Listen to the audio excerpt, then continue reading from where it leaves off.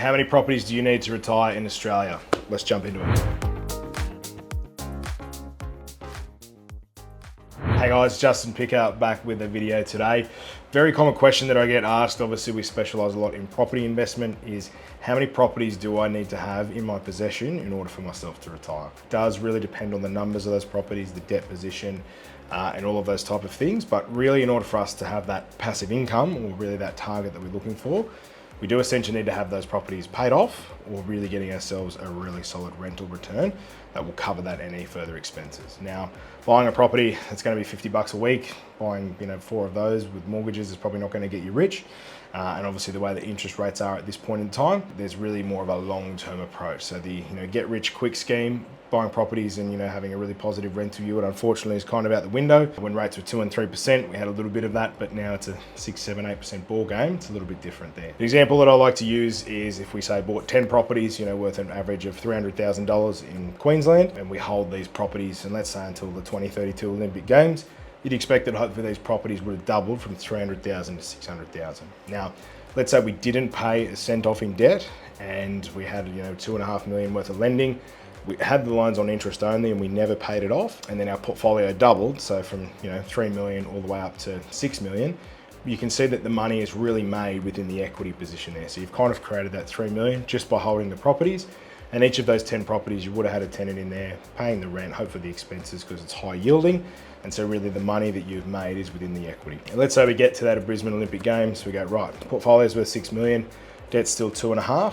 How best can I retire this debt down in order to build that passive income? First thing we could do is looking selling off half the portfolio.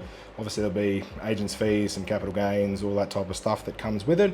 And let's say we're left with 4 or 5 properties unencumbered, and if it's worth kind of 3 million, something like that, you've got 5 properties worth $600,000 each, and they're bringing in a net yield. So basically after the expenses, there's no mortgage there now because we've paid it off, but council rates, water rates, property management fees, if that's bringing in a net yield of about 4%, that's about 120 grand.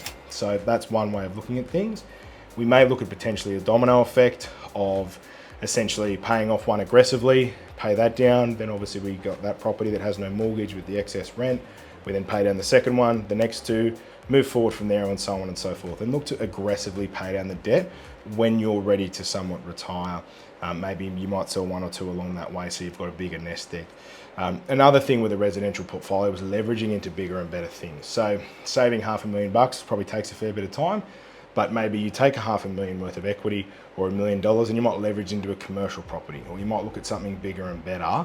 And then when you've got the profits over there, maybe a business, whatever it might be, then retiring that debt down later. So I think it does depend on your goal. 100 grand might be good for some people, 500 grand is needed for others. So you really need to have a look at what you need to retire on, what your end game looks like, and do a bit of reverse engineering. If you want to chat about that structure, talk about the ins and outs, see what you can do with your portfolio and what that long-term vision looks like, we can have a bit of a chat ourselves.